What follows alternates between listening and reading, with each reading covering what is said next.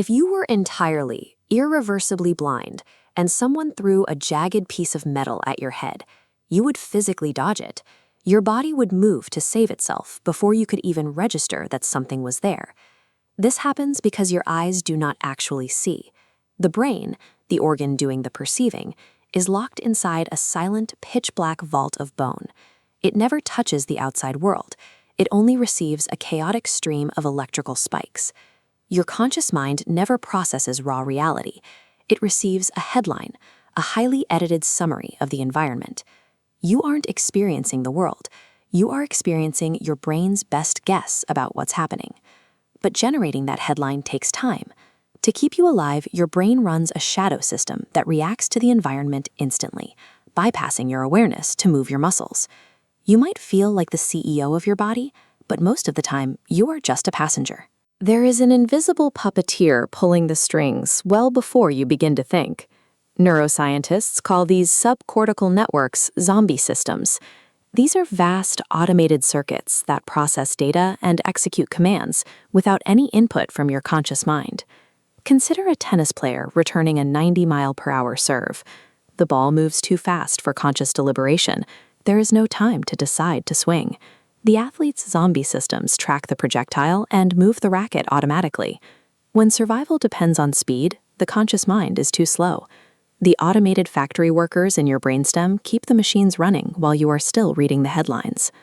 Neuroscientist David Eagleman investigated patients whose visual cortex, the part of the brain responsible for conscious sight, was completely destroyed.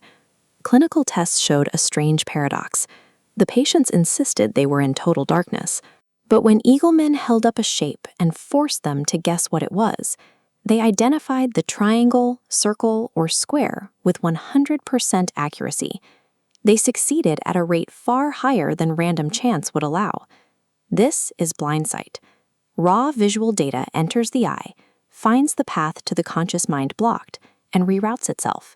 It travels down into the ancient brainstem, a part of our anatomy we share with reptiles. These zombie networks identify the shape and trigger a hunch. The patient speaks the correct word, even though they can't actually see the object.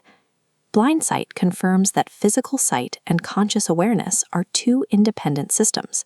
One can function perfectly while the other is dead. Neurologist V.S. Ramachandran studied a condition called hemi-neglect. Following a stroke, these patients lose all awareness of the left side of the world. It isn't that they can't see the left, it's that the very idea of leftness has vanished. Ramachandran showed these patients a drawing of two houses. On the right, they appeared identical, but on the left, the second house had billowing flames coming out of the windows. The patients claimed the houses were exactly the same, but when asked which one they would live in, they instinctively chose the house that wasn't burning. They couldn't explain the choice, they just felt it was better. Your subconscious evaluates deadly threats and steers your decisions while keeping your conscious mind entirely in the dark. Neurologist Dr. Oliver Sacks documented the exact inverse of this bizarre medical condition. In cases of visual amnesia, a stroke kills the brain's visual centers. These patients lose their sight, and then they lose the very memory of what sight was. They become non-visual beings. They cannot comprehend the word light. They are oblivious to their own blindness, because the psychological concept of seeing has been deleted from their identity. This suggests that conscious sight is not a foundational part of our biology, but a fragile construct that the brain can simply switch off. When we put these cases together, the picture changes. Eagleman's patients prove that our bodies can navigate the world without any awareness. Sacks's patients prove that awareness itself is just a mental model that can be erased.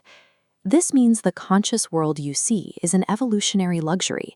It is a secondary layer, a summary of events that have already been handled by the automated machinery below.